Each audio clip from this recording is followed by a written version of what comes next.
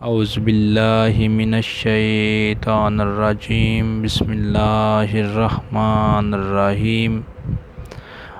अस्सलामु अलैकुम वरहमतुल्लाहि वबरकातुहू। मैं तुहाडे सामने बाबा अली अहमद सियाल हाज़रे खिदमत और मैं तुहाडे लई अज एक नवां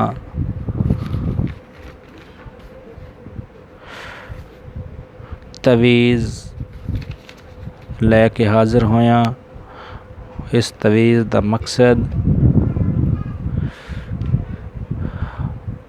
जेड़े बच्चे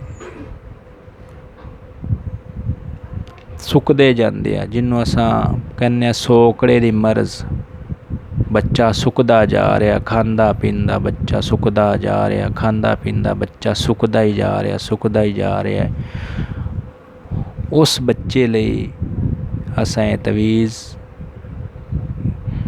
ये जो नक्श लैके हाज़र होए हैं और इसनों इंशाअल्लाह तुसा लिखोगे और इस तो फ़ायदा हासिल करोगे। लेकिन उस तो पहले मेरा नंबर है 0303 2900 742। इस मेरे नंबर ते रबता करना, व्हाट्सअप करना और इस ते बच्चे दा और उसकी वालदा दा नाम मेरे वाले लिख के भेज देना। दोस्तों,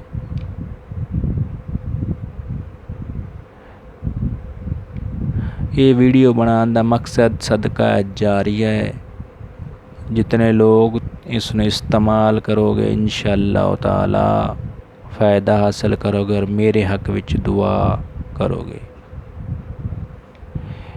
दोस्तों, मेरा चैनल बाबा अली अहमद पीर सियाल इस दे नाम ते है। इसनों लाइक और सबसक्राइब करो और लोगों तक भी इनू शेयर करो वीडियो नू। जितने भी लोग मुसलमान इन वीडियो तो फ़ायदा उठावणगे, तुहाडे हक विच भी दुआ करनगे और मेरे हक विच भी दुआ करनगे। दोस्तों, ये नेकी है, इस वीडियो नू अगे तक शेयर करना नेकी है और लोगों नू इस दी सलाह करना नेकी है, ताकि किसी का भी बच्चा अगर बच जाए, कमज़ोरी तो बच जाए और उस वालदा और वालिद तुहाडे हक विच भी दुआ कर सी।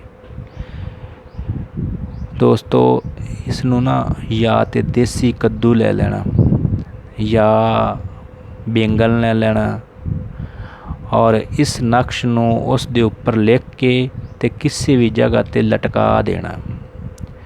जिस तरह ही वो बैंगन या वो कद्दू खुश्क हो जाएगा, खुश्क होता जाएगा, बच्चा हरा भरा और सेहतमंद होता जाएगा।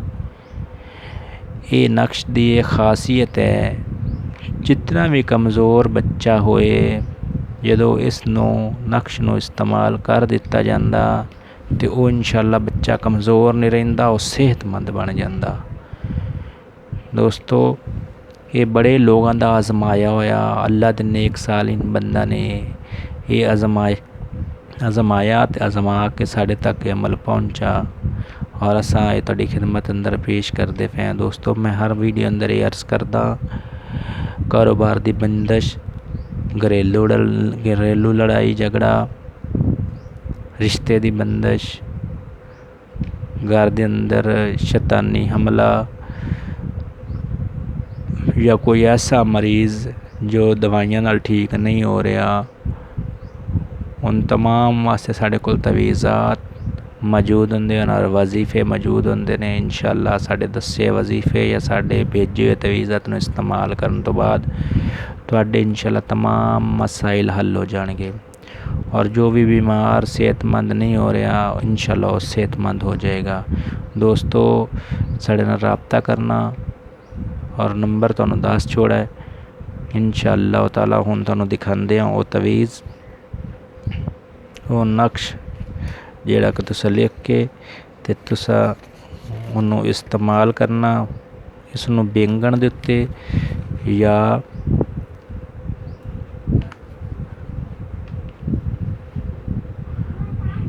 तवीज़ इस नूं बैंगन दे उपर लिख लेना या कद्दू दे उपर लिख के लटका देना।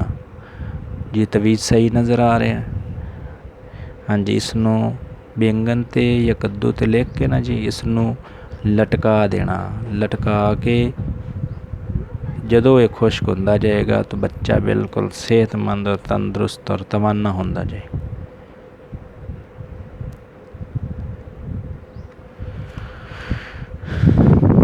तो दोस्तों, मेरे हक विच दुआ फरमाना। इस ज़िंदगी का पता नहीं कितने दिन है। तो दोस्तों, ये वीडियो बनाने का मकसद मखलूक खुदा की खिदमत करना है और मेरे हक विच दुआ फरमाना। अस्सलामु अलैकुम वरहमतुल्लाहि वबरकातुहू।